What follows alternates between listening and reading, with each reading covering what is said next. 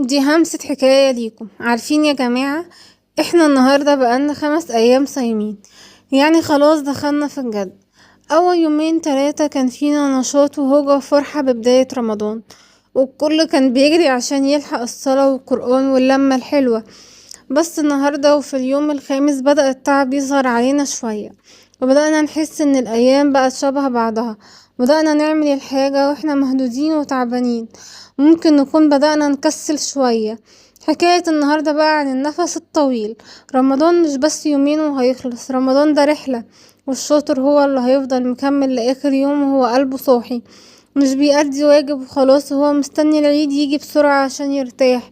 تعالوا بقى نتكلم عن الوجع اللي بنخبيه جوه قلوبنا او منحكيش عنه لأي حد خالص، عن الأوقات اللي بنبقى فيها بنضحك وسط الناس بس من جوانا في هم شايلينه، او خيبة امل مؤثرة فينا، او حلم كان نفسنا فيه بس وقف ومكملش.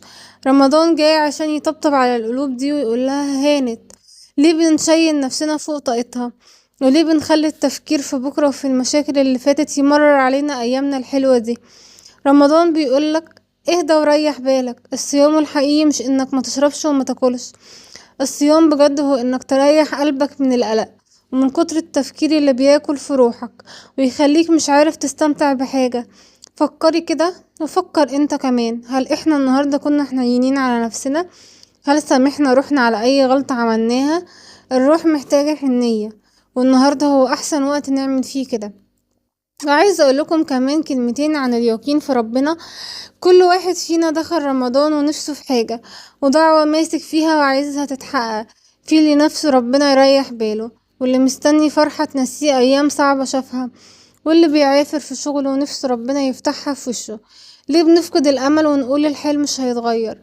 ربنا بيقول أنا قريب، واليقين ده معناه إنك تبقى مطمن إن ربنا شايلك الأحسن. حتى لو انت شايف الأبواب كلها مقفولة في وشك دلوقتي، في اليوم الخامس امسحوا التعب ده من على وشكم وجددوا طاقتكم. قولي لنفسك وقول لنفسك ان ربنا كبير وعوضه لما بيجي بيدهش العقل. الكلام اللي طالع بصدق ومن القلب ومن غير زواق هو اللي ربنا بيسمعه وبيرد عليه بأحسن مما نتمنى. عشان كده عندي ليكم طلب صغير قوي النهاردة، قبل ما تتسحروا او تناموا اقعدوا مع نفسكم 10 دقايق بس في هدوء بعيد عن الدوشة والموبايلات. بصوا لنفسكم بجد وافتكروا ان ربنا عارف كل اللي مريتوا بيه، وعارف الدمعة اللي نزلت منكم وانتوا اللي لوحدكم. حددوا حاجة واحدة بس مضايقاكم او فكرة وحشة مسيطرة عليكم، وقولوا خلاص هنرميها ورا ظهرنا النهاردة. رمضان ده فرصة عشان نتغير ونبقى احسن واهدى. كوني طيبة وكون طيب مع نفسك ومع اللي حواليك، وافتكروا ان الكلمة الحلوة بتفرق كتير وبتبني بيوت.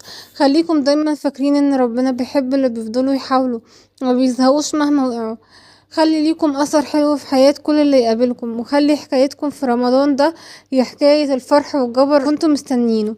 دي كانت همسة حكاية، ولو وصلتوا لحد هنا سيبوا قلب في التعليقات، ونشوف بعض في حكاية جديدة بكرة ان شاء الله.